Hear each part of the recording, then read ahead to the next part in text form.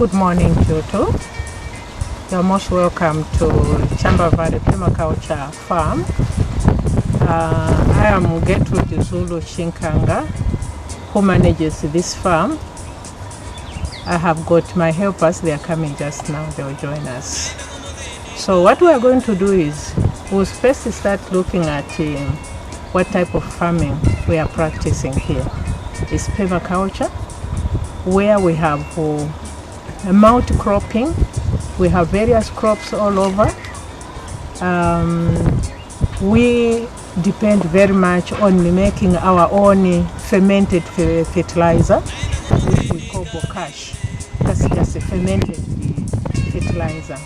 And what I'm holding here is one of the first ingredients for which I will show you. This is the brewer's yeast.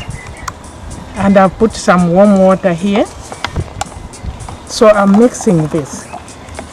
This is the yeast. And I'm going to put in malt. So from the malt and all this, we will now start gathering the ingredients for Bokashi or fermented fertilizer. Then after we are finished, we'll have a look around at what we are growing on this farm. I'll show you the various crops, how we have mapped it out. And I should mention that we don't use any insecticides or any sprays for aphids. We have grown various crops which help in symbiotic existence of the plants. We are trying to imitate nature. When you go into the forest, you don't find aphids. So this is what we are trying to do here.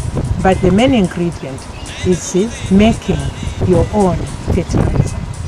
And from this you will notice that the crops here look very healthy. We don't have aphids, and yet I don't use any insecticides or any chemicals for removing aphids.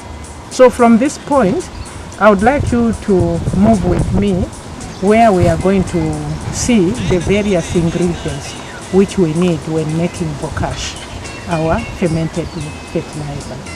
Ingredients. We have the yeast, the malt, we have chicken manure, we have sawdust, we have quarry dust, and we have horse manure on the other side. Then we have also our grass, which we are going to use as well.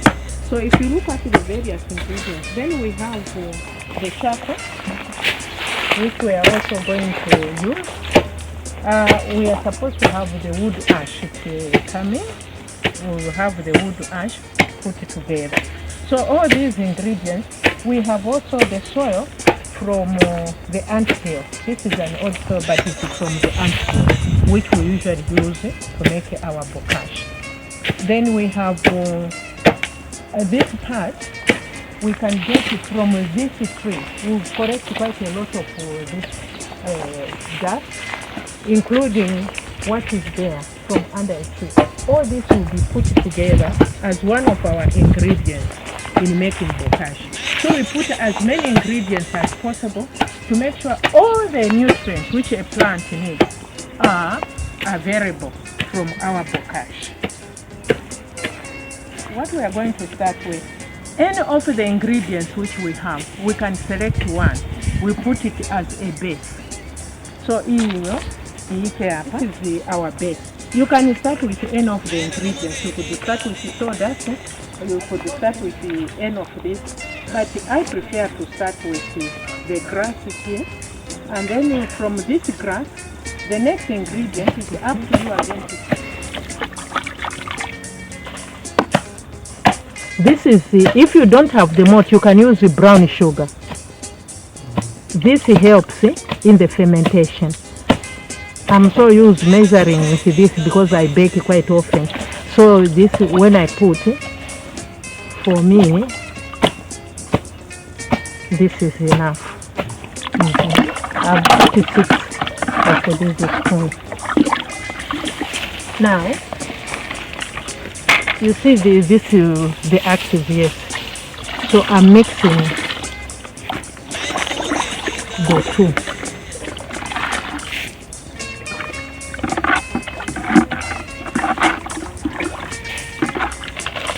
cover the mold.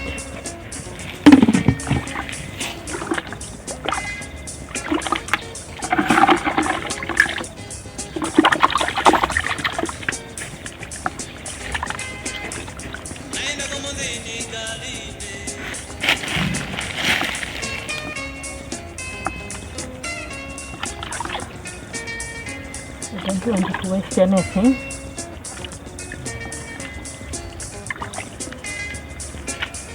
So now, my first ingredient is this one. So I'm going to sprinkle.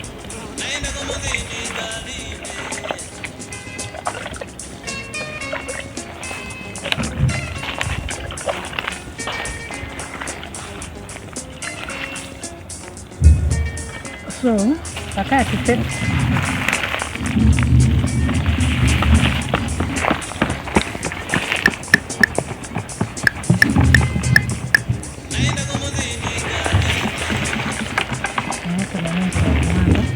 so now I'm again sprinkling.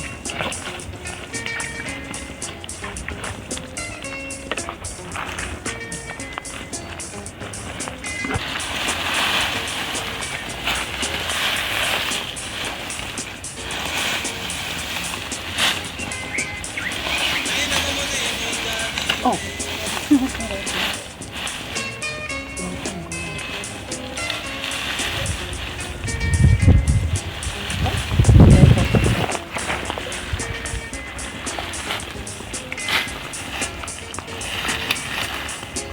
So now I've got the first layer, the second layer, and the third layer.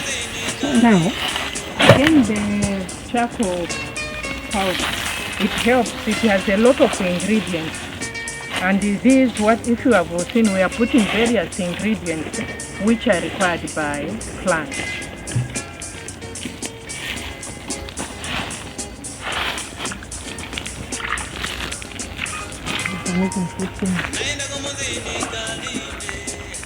More water because it is cold, a lot of food.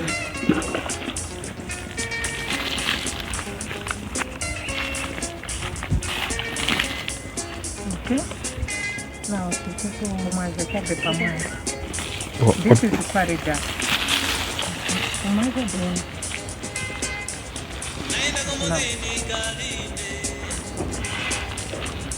That's enough because we need it.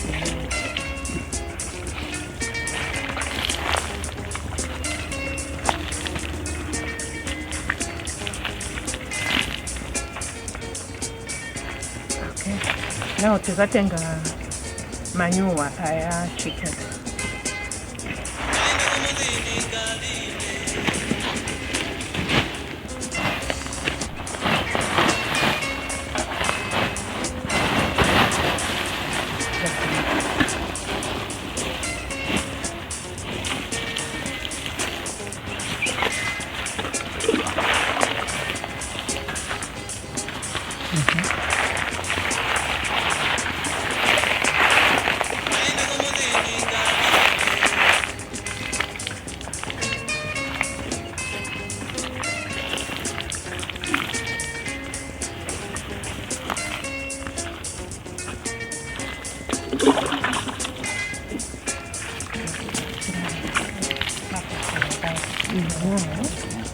What is that?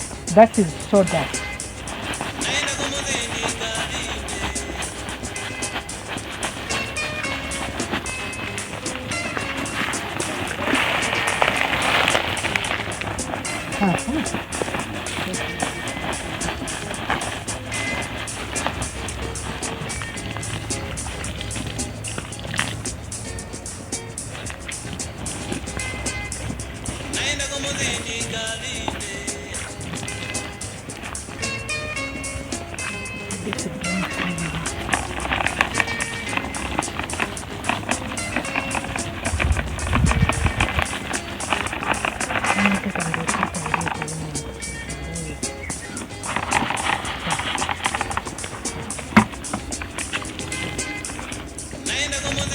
So the nutrients from the wood ash, from all these others, you keep putting in. what we can do now, mtengeko matepo aja.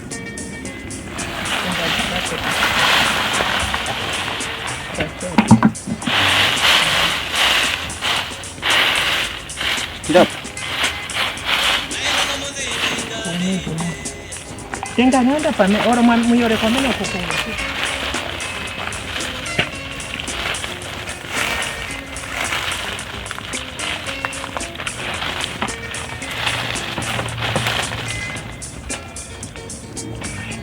So now what other ingredients do we have in our book?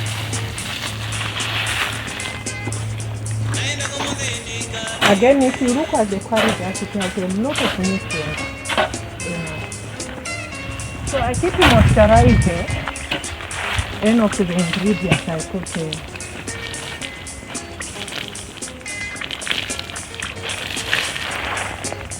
So now, we take a hot manure.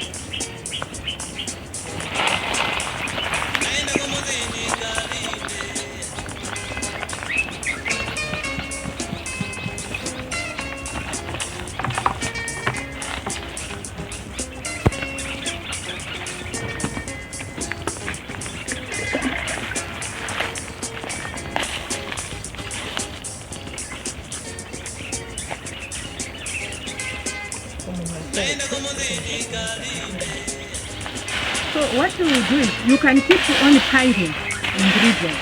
You up to the level where you want, and you can make a big one.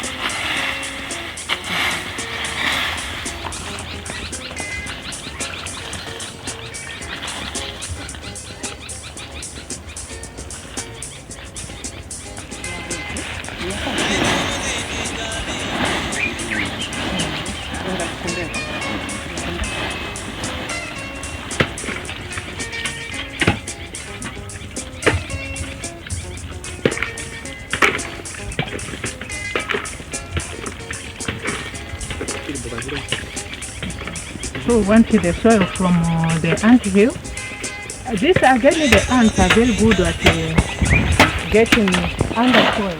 This has a lot of to the surface. So we want to include that as well.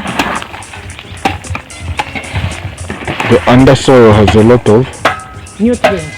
Okay. You know, where you have ant hills, it means the soil is being mixed by the ants. That's all they are.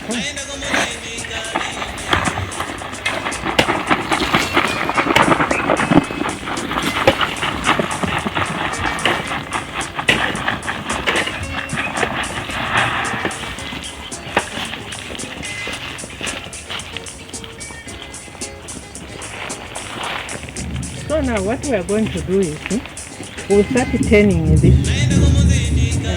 layers. We have had how many layers now? We have the underground one, which were the leaves. Then we had another layer of grass, another layer of charcoal leaves, then again another layer of quarry dust, then another layer of grass, another layer of quarry dust, and another layer of chicken manure, then a layer of the anthill soil. So now what we'll do is we'll start mixing it. After this technique, you can adapt it to your situation, because sometimes you may not have all the ingredients. But what you need is to put as many ingredients as possible to make the fertilizer really very nutritious for the crops. Because the crops now will be feeding on the soil, not the fertilizer feeding them like the artificial one you put on the plant. So the plants feed on the fertilizer, but with this the plant feeds on the soil. And if you look here, we haven't put any what would call unpleasant chemicals, which could affect the quality of the crop. So what I'm doing here, I'm watching to make sure that there isn't too much moisture, and at the same time I don't want it to be too dry. So mixing it up 3 times a day? For first day and second day. Okay. Third day you can mix it but on the fourth day. Okay. If you look at the mixed cropping at this point now, these are strawberries. Actually, I'm trying to remove these strawberries to another place because there's too much shade. If you look at the different fruits up to the lemon part, you have the granadelas, you have the jam, what we call the jam, we have the pomegranate. You notice the mixture of banana plant. You look at that banana plant. This banana, which is just hanging there, was planted in December last year, and we have fruit already. We have lemons. Then you have lemongrass. You have the golden shower. All these help in controlling the aphids. So if you look at the onions, the various smelly plants, and also symbiotic existence. If you look at the vetiver grass, it's also trying to prevent when it rains.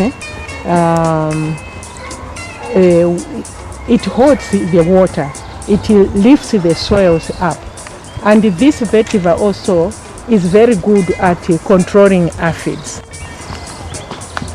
Aphids love this. So if the aphids come, they'll come and attack this plant instead of attacking the vegetables which we want. So this is one way of controlling this. And we are putting onions here all over. We have beetroot. I've mentioned about the lemongrass. This is the lemongrass. So we have medicinal plants. We have infusions which we use for various activities. And this is part of permaculture, which we are talking about.